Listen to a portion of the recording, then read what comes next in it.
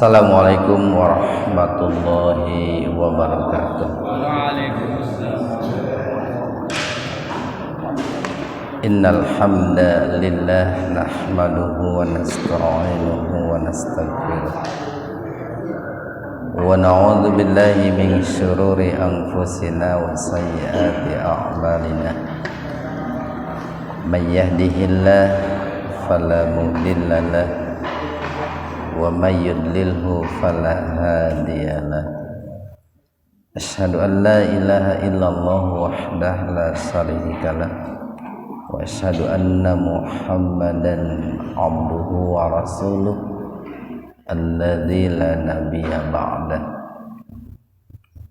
Hadirin ikhwatu iman jemaah Majlis Tafsir Iliyin, mudah-mudahan senantiasa diberikan kesehatan dan perlindungan Allah Subhanahu wa taala.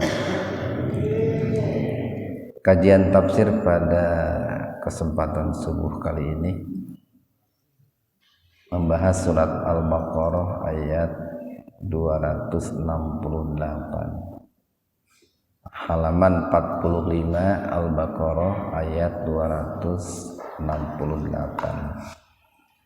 Kita bahas tajwidnya dulu. Alif lam samsiyah atau idgham samsiyah. Itu hamzahnya hamzah zaidah, Pak. Hamzah zaidah itu hamzah tambahan. Nah, kan kalau nggak pakai hamzah, umpamanya syaiton itu kan ada al di situ, ada al. Nah, itu hamzah zaidah. Madlain, ya sukun didahului oleh fathah. Mad badan. Ya'idukumul alif lam qamariyah atau idhar qamariyah. Asalnya mimnya itu disukun, Pak. Ya'idukum. Nah, dikarenakan setelah mim sukun ada lam sukun, maka mimnya dihidupkan, diaktifkan dengan doma. Qalqala sugro, huruf qaf yang mati di tengah-tengah kata. Waya hamzah gelatoh, ya. Huruf hamzah sukun di tengah-tengah kata, dan penulisan hamzah di atas alif itu dikarenakan sebelum hamzah harokatnya fathah, ya-nya kan di fathah. Nah, maka hamzahnya ditulis di atas alif, karena hamzah itu seringkali tidak punya rumah sendiri atau menempel pada huruf lain. Wa ya'murukum, ini ihfa safawi. Huruf ihfa safawi hanya satu, ba. Sisanya itu ada yang idgham mimi, ada yang idhar safawi. Kebanyakan idhar safawi, Pak. Nah, jadi kalau ada mim mati bertemu dengan ba, itu ihfa safawi. Jadi dibaca samar di bibir, tahan 2 ketukan itu biar terdengar samarnya. Bil alif lam qamariyah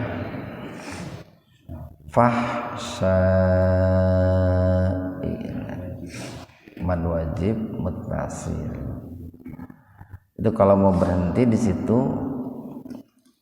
bisa hamzahnya dibaca, Pak, tapi sedikit aja, hampir tidak terdengar.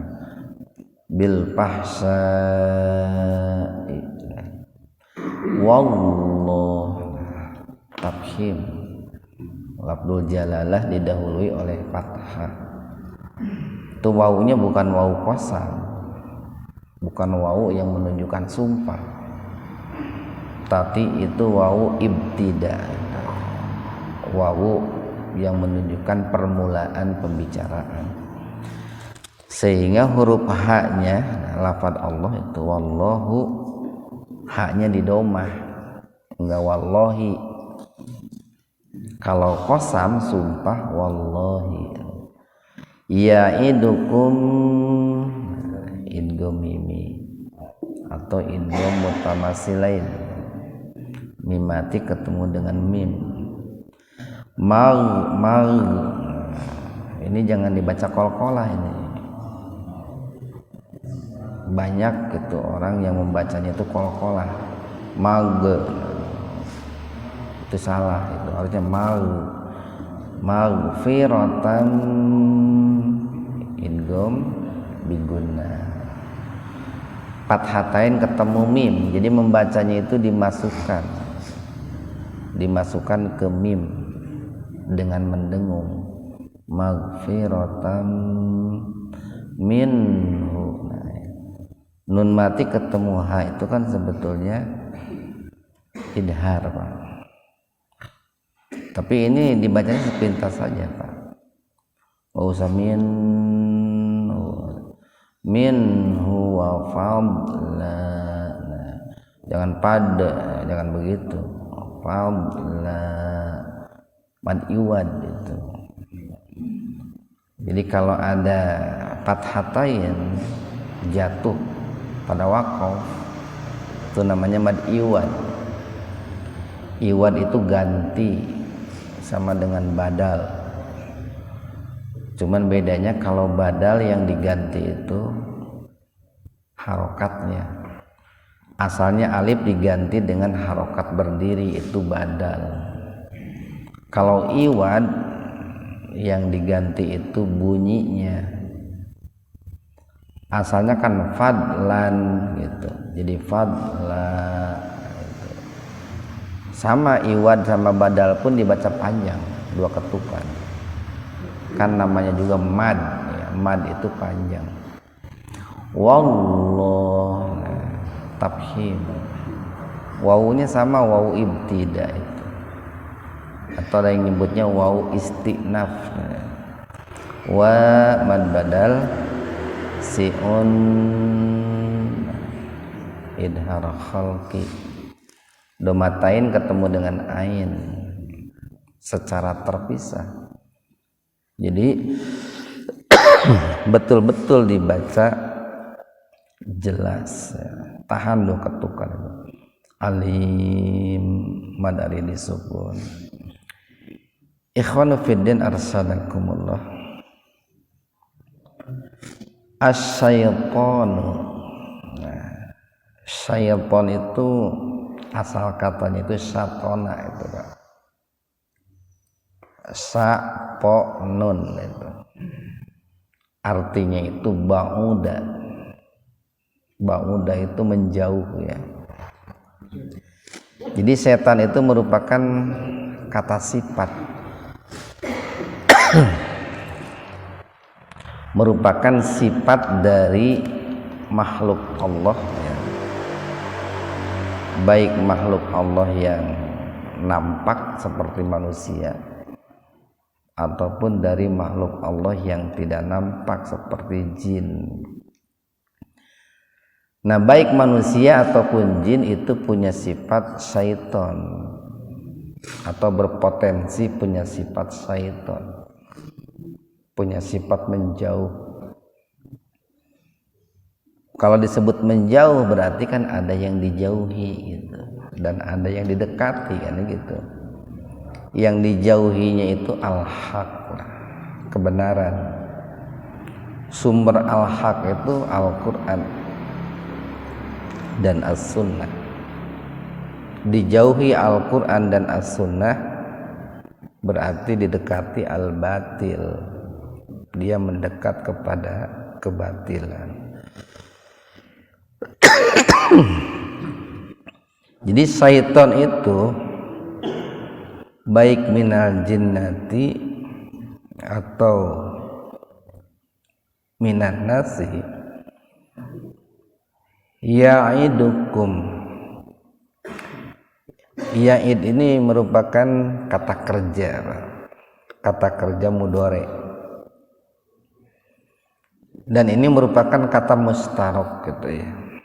Jadi kata yang memiliki beberapa makna, sehingga bisa dimaknai ya'id itu menjanjikan bisa.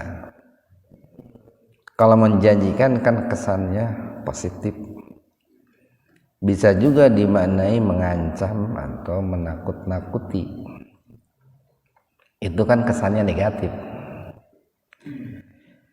Nah, di sini kan ada dua ya'id nih. Pertama, ya'id itu dilakukan oleh setan. Yang kedua, ya'id itu dilakukan oleh Allah, gitu Pak. Jadi kalau yang ya'id itu setan, ya kan negatif sudah pasti. Nah, makanya di sini lebih pasnya itu dimaknai mengancam atau menakut-nakuti. Setan itu ya'idu menakut-nakuti kum kalian, gitu. Wahai manusia, atau lebih pasnya itu kepada ayat 266 alladzina amanu itu Pak. Setan itu menakut-nakuti kalian wahai orang-orang yang beriman. Karena kan kalau orang kafir tidak perlu ditakut-takuti oleh setan Pak. Boleh jadi setannya juga sudah takut sama orang kafir gitu. Apa yang ditakut-takuti oleh setan itu al-faqra, kefakiran gitu. Wa ya'murukum, dan setan itu senantiasa memerintahkan kalian wahai orang beriman bi dengan al-fahsa, fahisah. Ini banyak ulama yang menafsirkan al-fahsa itu bakhil Pak. Bakhil. Ada juga yang menafsirkan kikir. Kenapa bakhil disebut perbuatan keji gitu? Disebut perbuatan paksa. Karena akan banyak kejahatan-kejahatan Pak yang ditimbulkan akibat sifat bakhil itu. Umpamanya dengan bakhil itu akan menimbulkan kesenjangan sosial. Yang kaya semakin kaya, yang miskin semakin miskin. Yang apabila kesenjangan sosial itu sudah semakin tajam, itu kan akan banyak terjadi pencurian, terjadi perampokan gitu Pak. Kemudian sifat bakhil itu akan mengeraskan hati juga. Jadi orang semakin bakhil, hatinya akan semakin keras. Sifat santun, sifat lembut akan terkikis dalam jiwanya itu. Jadi biasanya orang yang dermawan itu santun, lembut hatinya itu. Dia akan memiliki rasa simpati, empati kepada orang lain. Itu kan kelembutan hati. Atau kejahatan yang lain umpamanya akan muncul sifat sombong, gitu, arogan. Jadi dengan bakhil itu dampak buruknya banyak. Itulah kenapa orang-orang Arab itu memaknai al-fahsa itu bakhil. Kalau di kita kan dikenal al-fahsa itu perbuatan keji gitu. Nah itu karena dari bakhil itu banyak perbuatan-perbuatan keji yang akan ditimbulkan itu. Nah, jadi setan itu mengancam kalian dengan kefakiran, dan ini menggunakan fi'il mudhari ini Pak ya. Jadi ya'idukum sama ya'murukum menggunakan fi'il mudhari. Itu menunjukkan bahwa setan itu mengancam kefakiran dan menyuruh berbuat bakhil, itu tidak pernah berhenti gitu. Setan selalu terus-menerus untuk mengancam manusia dengan kefakiran dan berbuat bakhil. Umpamanya bisikan setan begini, kamu itu jangan terlalu sering sodakoh gitu. Kalau sodakoh jangan gede-gede. Bagaimana nanti kalau sudah tua kamu itu tidak punya tabungan? Bagaimana kalau kamu nanti tidak punya simpanan? Bagaimana kamu nanti kalau habis? Bagaimana kalau cicilan rumah kamu, kendaraan kamu tidak terbayar gitu. Nanti kamu bangkrut ditertawain orang lain, malu kan? Nah itu kan bisikan-bisikan setan itu. Dan di Al-Quran, Pak, di Al-Quran setan mengancam kefakiran dan menyuruh berbuat bakhil itu hanya satu kali itu, Pak. Ayat ini aja gitu. Jadi di Al-Quran nih, menurut Ibnu Qayyim Al-Jauziyah, mengancam kefakiran dan menyuruh berbuat bakhil itu hanya satu kali. Sementara Allah di dalam Al-Quran menjanjikan kepada manusia dengan kekayaan dan ampunan itu berkali-kali, banyak gitu. Bertebaran ayat Al-Quran di mana Allah menjanjikan kemenangan, menjanjikan keuntungan, menjanjikan ampunan bagi orang-orang yang berinfak di jalan Allah. Tetapi seruan setan yang satu kali itu lebih banyak dipercaya oleh manusia ketimbang seruan Allah yang puluhan bahkan ratusan kali itu. Padahal setan itu kan tidak pernah jujur, selalu berbohong dan selalu mengingkari janji. Sementara Allah tidak pernah bohong dan selalu menepati janji. Nah, makanya Ibnu Qayyim mengatakan heran kenapa manusia lebih percaya dengan seruan setan yang suka bohong walaupun satu kali ketimbang dengan seruan Allah yang selalu benar walaupun berkali-kali. Wallahu, dan Allah itu ya'idukum, menjanjikan, senantiasa menjanjikan kepada kalian maghfirah, itu ampunan, Pak, minhu, dari sisi Allah, wa fadla, dan juga keutamaan, karunia. Nah ini kan kalau kita lihat nih, setan menjanjikan kefakiran, Allah janjikan maghfirah, kan gitu, Pak. Setan mengancam dengan kefakiran, Allah janjikan maghfirah. Setan memerintahkan bakhil, kemudian Allah janjikan karunia gitu. Nah, apa korelasinya begini, Pak? Kenapa Allah dikatakan senantiasa menjanjikan maghfirah dan menjanjikan fadla? Karena dengan infak fisabilillah, tentu dengan yang thayyib itu, infak itu bisa menghapuskan dosa itu, Pak. Jadi ketika kita berinfak nih, Pak, ketika kita berinfak di jalan Allah, infaknya ikhlas, tidak dirusak dengan mani wal ada, yang diinfakkannya pun adalah yang thayyib. Kalau atau manakala kita itu punya dosa itu, maka infak itu bisa menutupi dosa. Manakala dosa kita itu sudah bersih, maka infak itu bisa menjadikan pahala. Jadi dalam logika kita begini Pak, orang kerja dapat untung gitu, kalau dia punya hutang, keuntungannya untuk nutupin hutang dulu.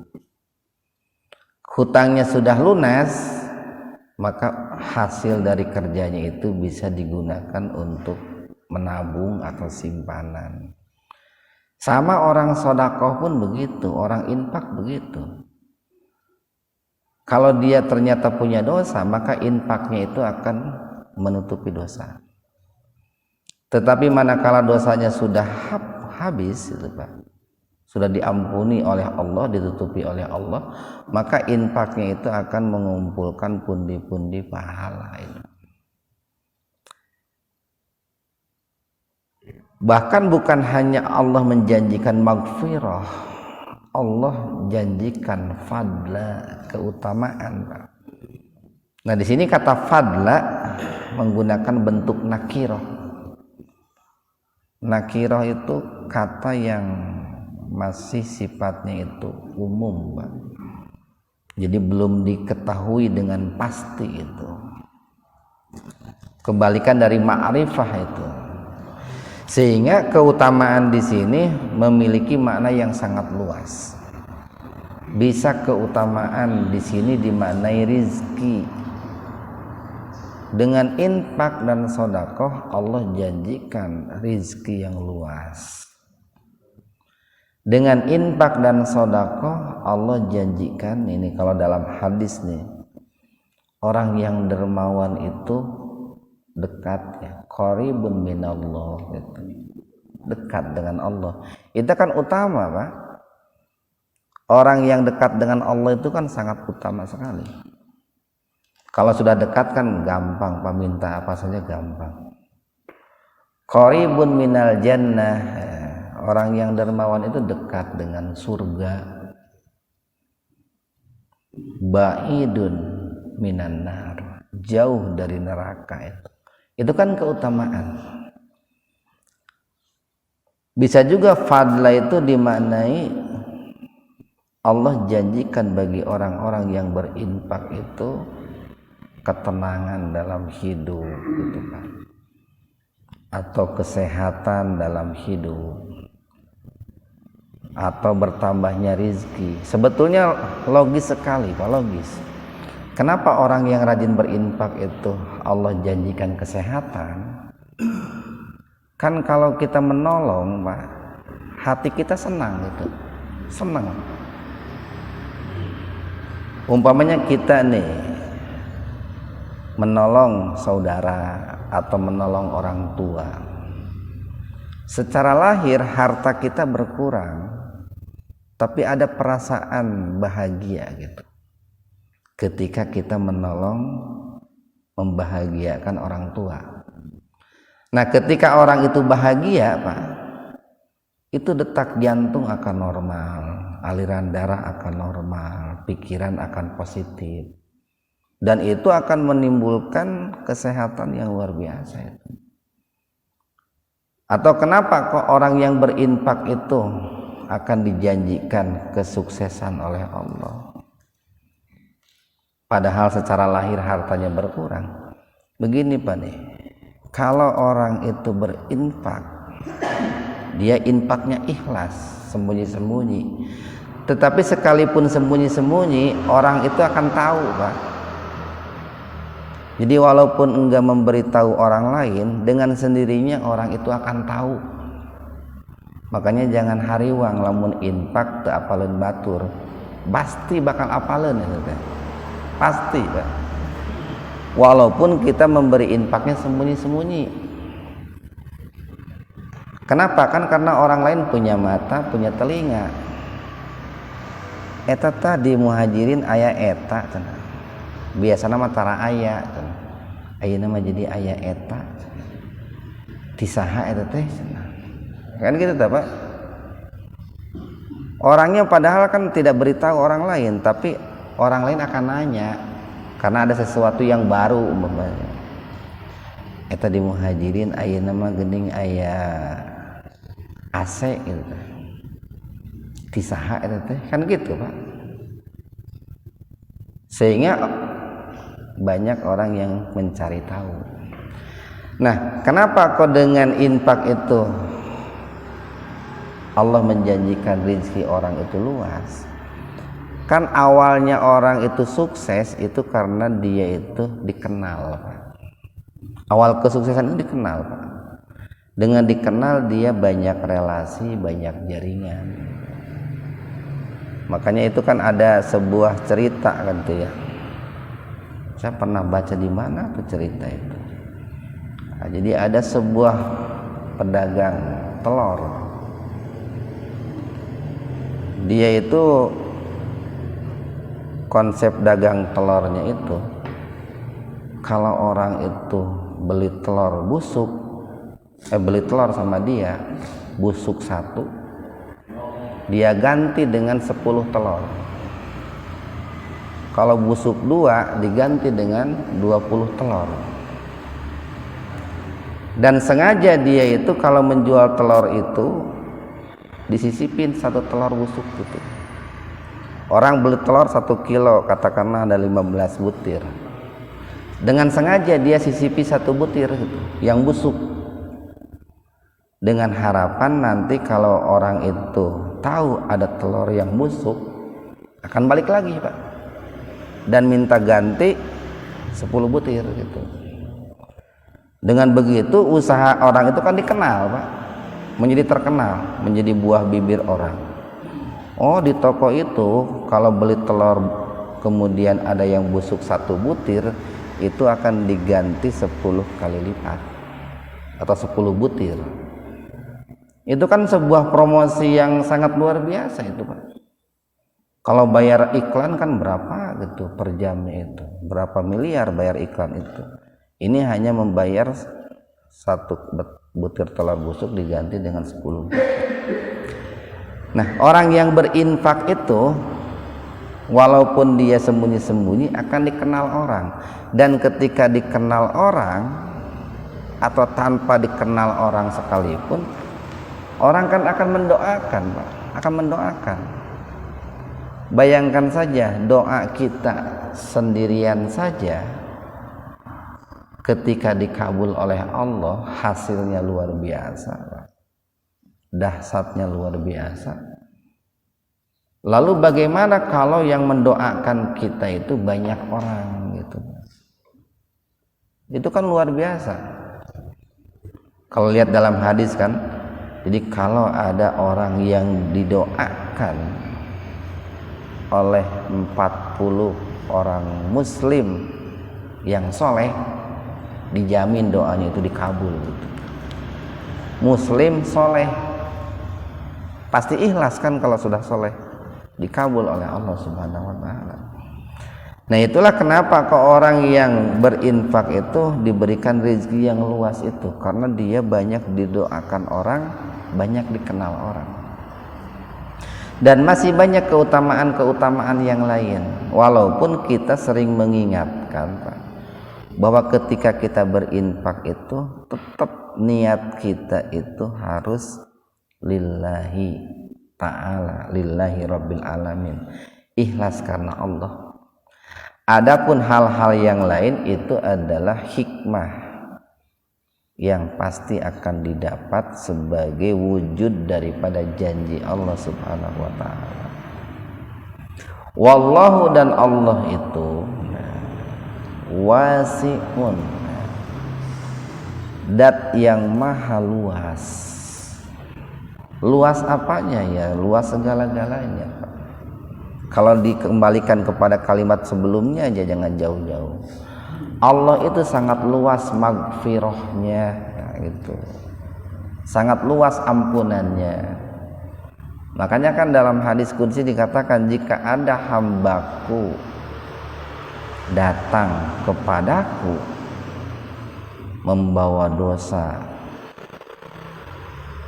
sekujur tubuhnya gitu, maka aku akan datang menghampirinya dengan membawa dosa, dengan membawa ampunan yang lebih banyak dari itu. Kalau ada hambaku datang kepadaku membawa dosa seperti buih di lautan, maka aku akan datang membawa ampunan jauh lebih banyak daripada buih di lautan itu. Dia sangat luas. Allah itu sangat luas juga rizkinya. Malah dalam hadis qudsi kan dikatakan, wahai anak Adam, ketahuilah gudang rizkiku tidak akan pernah kering gitu, tidak akan pernah kekurangan gitu. Allah itu sangat luas ilmunya gitu. Allah itu sangat luas karunia-Nya. Pokoknya Allah itu maha luas, alim, dan Allah itu maha mengetahui. Nah, ini kan merupakan sebuah kabar gembira nih Pak, sekaligus merupakan ancaman juga. Jadi ketika Allah itu mengenalkan dirinya, saya ini adalah Dat yang maha mengetahui, sudah pasti tahu itu Pak. Ketika orang itu berinfak diketahui oleh Allah, dan orang itu berinfak dalam rangka taqarrub, mendekatkan diri kepada Allah, maka Allah pun akan semakin mendekat gitu. Akan semakin mendekat, dan Allah akan mengganti pinjaman yang dipinjamkan oleh orang itu. Sekaligus ini merupakan ancaman juga bagi orang-orang yang mampu tetapi mereka lebih mendengarkan seruan setan, yaitu dengan bersikap bahil ketimbang mendengarkan seruan Allah. Satu ayat lagi nih, yu'ti, ini fi'il mudhari nih, bisa datang, bisa memberikan. Yu'ti, dia memberikan, menganugerahkan. Siapa dia di sini? Allah. Allah Dat yang maha luas dan maha mengetahui, itu senantiasa memberikan, mengkaruniakan apa? Al-hikmah. Al-hikmah kepada siapa? Man, kepada yasa, yang Allah kehendaki. Apa hikmah itu? Ini cukup beragam penafsiran para ahli tafsir itu. Ada yang menafsirkan hikmah itu adalah as-sunnah gitu. As-sunnah. Ada juga yang menafsirkan bahwa al-hikmah itu adalah pengetahuan yang lurus gitu. Akal yang sehat, pemikiran yang matang. Sehingga dengan akal yang lurus, pemikiran yang matang, akal yang sehat, orang itu akan bisa mengetahui kebenaran yang ada dalam Al-Quran dan As-Sunnah. Ada juga yang menafsirkan bahwa al-hikmah itu adalah ini, sebuah pemahaman yang Allah berikan kepada seseorang, sehingga orang tersebut memahami rahasia-rahasia syariat agama. Itu al-hikmah. Ada juga yang menafsirkan al-hikmah itu adalah orang yang alimin wa amilin, yaitu orang yang selaras antara ilmu dan amal. Orang yang berilmu kemudian ilmunya diikuti dengan amal, perpaduan antara teori dan praktek, itulah orang hikmah. Jadi kalau muncul pertanyaan siapa orang bijak itu? Orang bijak itu adalah orang yang dalam dirinya itu memadukan antara ilmu dan amal. Orang kerja terus Pak, tanpa ilmu tidak akan bijak. Karena boleh jadi pekerjaannya salah kalau tanpa ilmu. Tapi orang punya ilmu saja tanpa praktek, itu tidak benar juga, akan kena kabura maqtan indallahi. Jadi orang hikmah, orang bijak itu adalah orang yang memadukan antara ilmu teori, pengetahuan teoritis dengan pengalaman praktis itu. Itu orang bijak, itu orang hikmah. Nah, Allah itu akan memberikan hikmah kepada siapa yang Allah kehendaki. Dan ini muncul, Pak, kalimat ini muncul setelah bicara tentang infak gitu, Pak. Setelah bicara tentang infak, itu memberikan sebuah isyarat. Pertama, orang untuk bisa menjadi munfikin, untuk menjadi orang yang senantiasa berinfak, itu ilmunya dulu, Pak. Dia harus mengenal seputar infak, tahu perintah infak, tahu keutamaan infak, tahu syarat infak, tahu rukun infak, tahu pembatal infak. Nah, itu. Kemudian setelah dia tahu, dia praktekkan, dia keluarkan infaknya. Jadi Allah memberikan hikmah kepada siapa yang Allah kehendaki. Nah, yang harus menjadi renungan kita, ini kan ada mayasa nih, kepada siapa yang Allah kehendaki. Yang harus menjadi renungan kita itu, bagaimana supaya Allah itu berkehendak kepada diri kita untuk memberikan hikmah, itu kan, Pak. Bagaimana caranya supaya kita ini menjadi orang yang dipilih oleh Allah untuk diberikan hikmah. Jangan jauh-jauh, Pak, kembali kepada ayat sebelumnya saja. Kita pelajari ilmu Allah, Pak, Al-Quran dan As-Sunnah, sabda Rasulullah dan firman Allah, kemudian kita praktekkan itu, Pak. Itu kalau mau dikembalikan ke ayat sebelumnya itu. Kita pelajari tentang infak, kemudian kita praktekkan, maka Allah akan berikan hikmah. Sebagai gambaran begini nih, Pak, ketika orang tahu ilmu tentang infak, kemudian dia menginfakkan hartanya, orang itu akan bijak, Pak. Itulah orang bijak. Itulah orang yang bijak.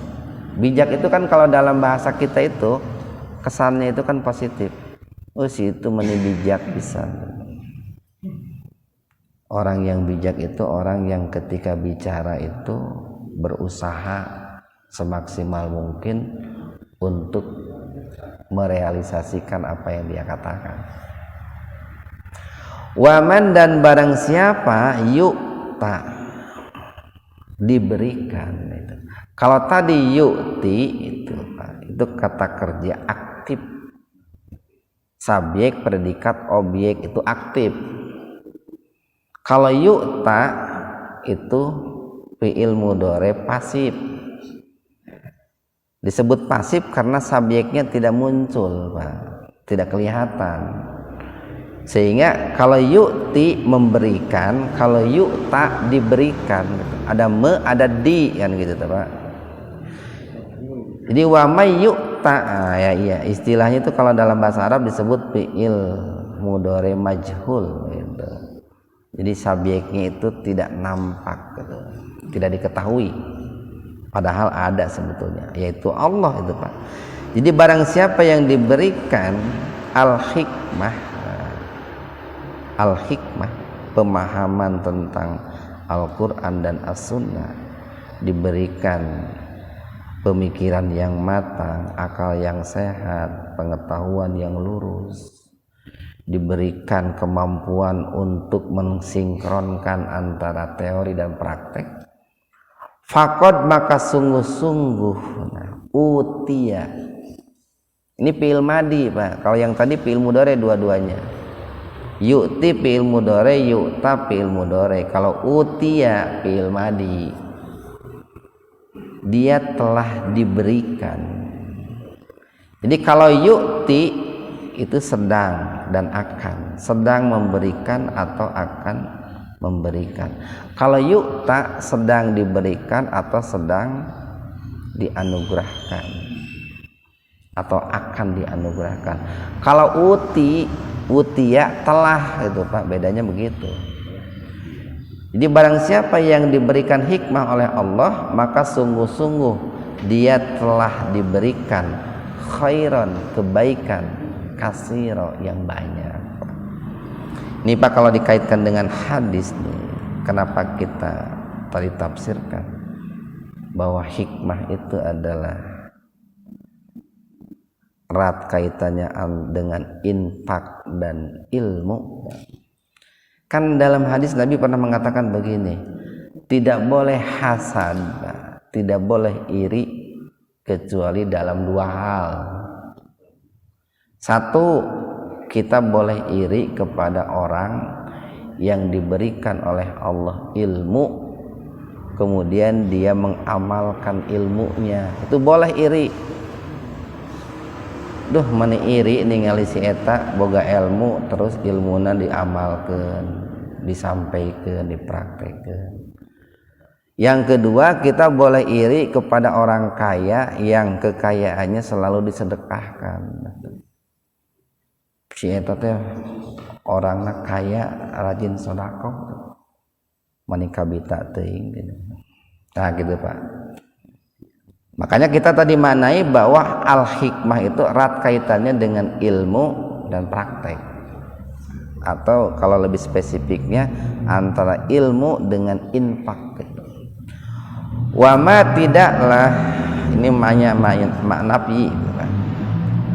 Wama dan tidaklah yadzakkaru, mengingat, mengambil pelajaran, mengambil ibrah akan semua itu, akan apa yang sudah Allah jelaskan dalam ayat-ayat sebelumnya itu, illa kecuali ulul albab.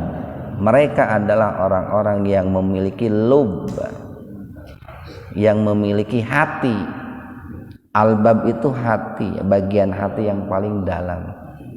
Sehingga Imam Syafi'i mengatakan bahwa ulul albab itu adalah orang yang alimin wa amilin, orang yang memiliki kapasitas ilmu yang bagus, kemudian dia mempraktekkan ilmunya, itulah ulul albab. Kalau orang yang berilmu tidak mempraktekkan ilmunya, itu orang pintar itu.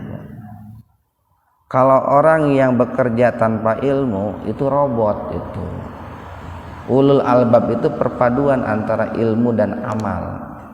Makanya sangat erat kaitannya tuh. Ilmu ain lam mim. 3 huruf Pak tuh. Ain lam mim ilmu. Amal sama. Ain mim lam. Cuman bedanya dibalik. Kalau ilmu lam dulu baru mim, kalau amal mim dulu baru lam. Itu korelasi yang sangat kuat antara ilmu dan amal itu. Nah, mudah-mudahan ada manfaatnya untuk kita semua. Subhanakallahumma rabbana wa bihamdika asyhadu an la ilaha illa anta astaghfiruka wa atubu ilaik. Assalamualaikum warahmatullahi wabarakatuh.